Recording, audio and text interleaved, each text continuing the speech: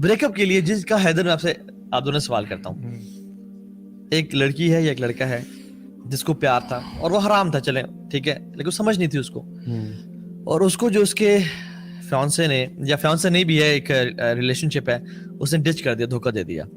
اب وہ کہتا ہے کہ میں ڈپریشن میں ہوں, انزائٹی میں ہوں, میری زندگی کا مقصد نہیں ہے, اس نے مجھے آئی مس ہم, آئی مس ہر, جو بھی ہے. اب میں ایک زندگی کے لو لائف میں ہوں, کیسے نکلوں میں, کیا کروں میں, مجھے آپ بتائیں, میری ہیلپ کریں. میں احساس کے لیے مجھے گناہ تھا یہ, میں اللہ کی طرف آنا چاہتا ہوں, اور ساتھ ساتھ میں سے نکلوں کیسے کہ یہ مجھے ڈپریشن کھایا جا رہا ہے, مجھ سے نکلنا نہیں جا رہا. کیا ویسے جن لوگوں کے بریک اپس ہوتے ہیں نا, وہ لوگ زیادہ تر اللہ تعالیٰ کی طرف آ جاتے ہیں اور دین کی طرف آ جاتے ہیں, اور یہ ان کے لیے نا ایک ویسے تو بربادی سمجھی جاتی ہے, جیسے ہم کل بات کر رہے تھے کہ ڈسٹرکشن سمجھا جاتا ہے, لیکن اصل میں بہت اچھا ثابت ہوتا ہے کسی بندے کے لیے. تو میرے خیال سے تو کسی بھی ایڈکشن کو چھوڑنے کے لیے نا 3 چیزیں ضروری ہوتی ہیں. سب سے پہلی چیز یہ امپورٹنٹ ہوتی ہے کہ آپ یہ دیکھ لیں کہ اس کی نیگیٹیوٹیز کیا ہیں, اس کے نیگیٹو اثرات کیا ہیں. ٹھیک ہے, آپ ریلیشن شپ, آپ کا حرام ریلیشن شپ, آپ اسی کے بارے میں ذرا اسٹڈی کریں. میں اس بندے کی بات کر رہا ہوں جس کا بریک اپ ہوا ہے, کہ he showed research about the negative effects. حالانکہ وہ ایک تو اس سے گزر رہا ہے پہلے سے, لیکن وہ مزید اس پہ ریسرچ کر رہا ہے.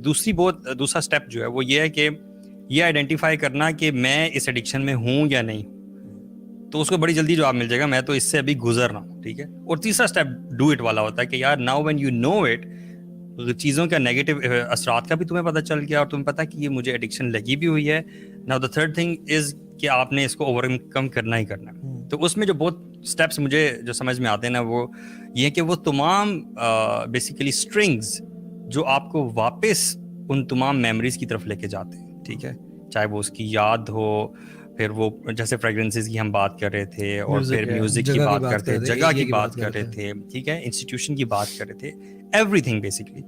اس سب کو انسان کو 1 by 1 جو ہے کٹ آف کرنا چاہیے, اس ہر اسٹرنگ کو, اور اس کی جگہ آلٹرنیٹیوز لانے چاہیے. Get rid of the gifts as well. Exactly. سارے خط آپ کو جلانے پڑیں گے, ٹھیک ہے, اور ساری میموریز ختم کرنی پڑیں گی. دفنا بھی سکتے ہیں, زمین میں دفنا بھی سکتے ہیں. دفنائیں گے نا تو آپ اپنے آپ پہ یقین نہ کریں, maybe some years later you would go and dig them up again. ٹھیک ہے, نیور ڈو دس. ایک بندے نے دفنائے تھے اس لیے کہہ رہا ہوں. So sometimes you might want to go check it out, کہ یار ذرا جا کے دیکھیں ابھی ڈیکمپوز ہوئے یا نہیں ہوئے. ٹھیک ہے, صحیح ہے. تو بیسیکلی وہ سارے اسٹرنگس توڑ کے نا, میں سمجھتا ہوں ان کی جگہ ریپلیس کرنا چاہیے انسان کو. اچھی گیدرنگ میں پھر جائے انسان, ٹھیک ہے, کوئی تفسیر سیشن یا اس طرح کے اسکالرس کے ساتھ اٹھنا بیٹھنا. اچھا, ایک اور چیز بھی ہے, some people when they are in this depression phase, rather than thinking what's coming ahead, what should I do right now, they keep themselves fighting the negative emotions and keep them busy in fighting these negative emotions and loneliness feelings. میں چلے جاتے ہیں, loneliness میں چلے جاتے ہیں, اور کہتے ہیں کہ یہ کیوں آ رہا ہے مجھے, میں کیوں ایسا ہو رہا ہوں, اور اس میں پڑ جاتے ہیں.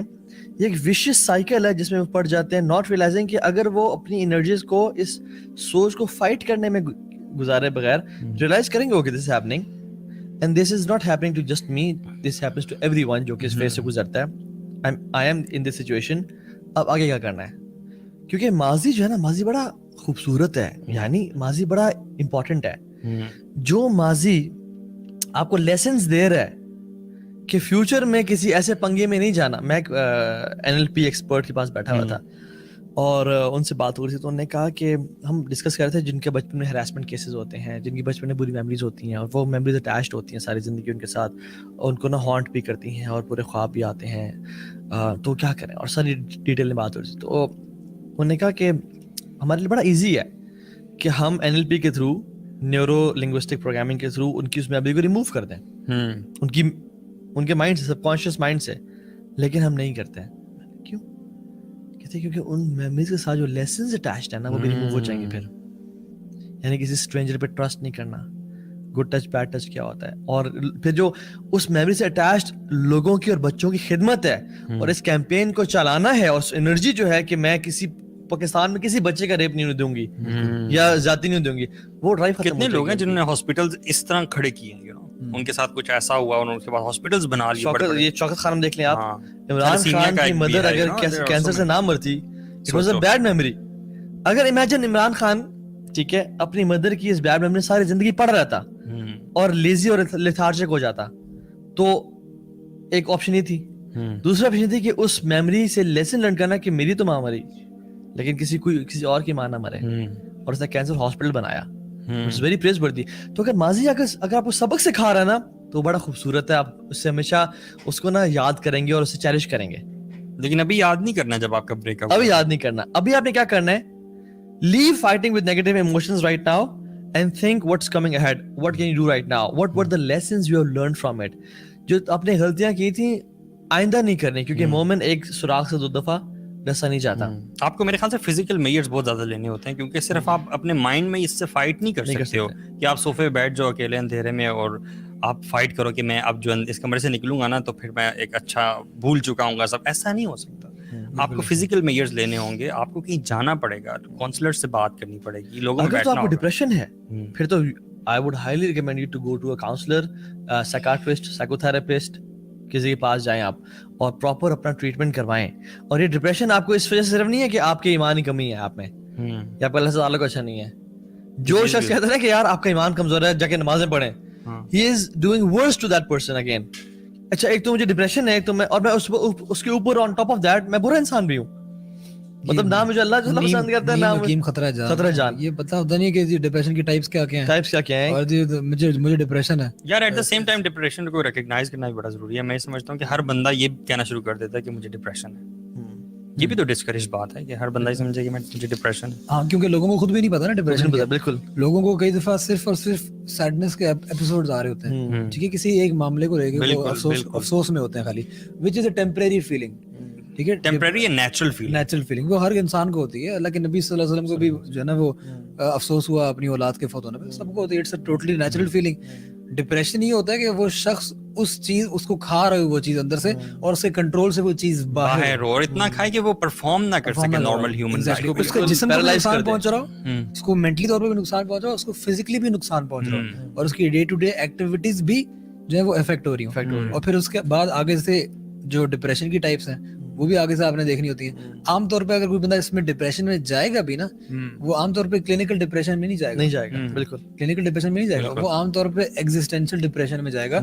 वो टाइप है जो कि अपनी थॉट्स की वजह से ही, अपनी जिंदगी का कोई रीजन ना होने की वजह से ही, मकसद व्हाई एम आई हियर का जवाब ना होने की वजह से वो उसको एकदम से रियलिटी हिट्स हार्ड कि जी एकदम से ब्रेकअप हुआ है ना, क्योंकि वो अपने आप को उस शख्स के अंदर इतना ज्यादा इन्वेस्ट कर चुका था कि उसको और कुछ नजर नहीं आता था। सुबह शाम मोबाइल निकाला तो वही शख्स, यूनिवर्सिटी गया तो वही शख्स, सोया रात को सुबह उठा तो वही शख्स। और ये भी मेमोरी बन जाती है कि इससे ज्यादा खूबसूरत है भी नहीं पूरी दुनिया में। एग्जैक्टली, खेतों में छलांगे मारी तो वही शख्स, एग्जैक्टली, रातों ख्वाब में देखा तो वही शख्स, वॉशरूम बैठे तो वही शख्स, हर जगह।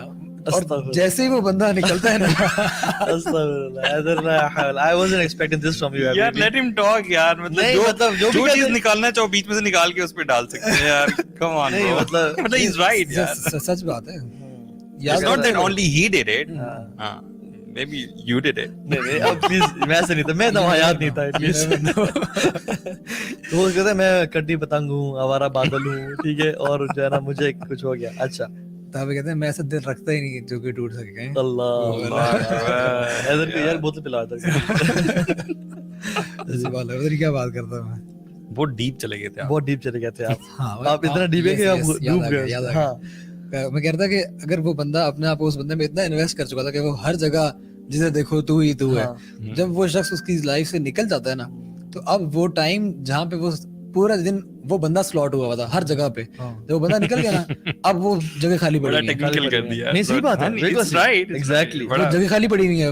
अब वो पूरे दिन उसका फारिग है, उस दिन में वो अब क्या सोचेगा। रखो यार किसी बंदे को लाके रखो। अब वो सोचता यही है कि यार अब ये जो आपने कल बात की थी ना, कोई बंदा ब्रेकअप में हो तो कोई और बंदा उसको कितना देने वाला हो, तो आमतौर पे वो रिलेशनशिप शुरू हो जाता है। एग्जैक्टली, वो जो आपने कहा ना कुछ रखो, मैं ये कह रहा था कि वो अगर वो ना एक और शख्स रख देता है। एग्जैक्टली, खातून एक और शख्स, चलो वो तो गया, let me replace him with another man. ओ भाई आपने जल्दी पे आपने तेल छिड़क दिया, बिल्कुल आपने गलती के ऊपर गलती कर दी। हालांकि आपको करना क्या चाहिए था, जो आपने शुरू से गलती की, मतलब एक तो अपने आप को एक तो गलत चॉइस में की, ठीक है, चल आई एम नॉट, हम विक्टिम ब्लेमिंग नहीं कर रहे, ठीक है। ये वर्ड विक्टिम ब्लेमिंग यार ये भी ना ये टर्मिनोलॉजीज है। हर चीज का ना एक फैंसी वर्ड रख दो और उसके बाद कोई बंदा बोले ना you are homophobic, you are transphobic, you are फलाना, यू आर ढिमकाना, बंदा बेचारा। अभी देखिए जैसे इमरान खान ने बात की कि ये जो بے حیائی ہے اس کی وجہ سے ریپ ہو رہی ہے, وہ ریپ اپولوجسٹ بن گیا, اور ریپ اپولوجسٹ بن گیا, اور پوری دنیا نے وکٹم بلیمنگ کرنا شروع کر دی. جناب عمران خان ہے, آپ دیکھ رہے ہیں جیو نیوز, اور سبحان اللہ صحیح بات ہے.